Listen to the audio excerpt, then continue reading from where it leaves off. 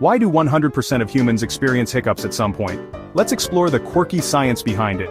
Hiccups happen when your diaphragm, the muscle that helps you breathe, suddenly contracts. This causes your vocal cords to close quickly, making that distinctive hic sound. Weird, right? But why does your diaphragm spasm in the first place? It can be triggered by eating too fast, drinking carbonated beverages, or even a sudden change in temperature. Stress and excitement can also be culprits. Fun fact, did you know the longest hiccup bout lasted 68 years? Imagine that. While hiccups are usually harmless and go away on their own, there are quirky remedies people swear by. Hold your breath, drink a glass of water, or get someone to scare you. So next time you get the hiccups, you'll know it's just your diaphragm having a little party. Stay curious, and keep exploring the wonders of your body. Thanks for watching. Make sure to like and subscribe for more quick science bites.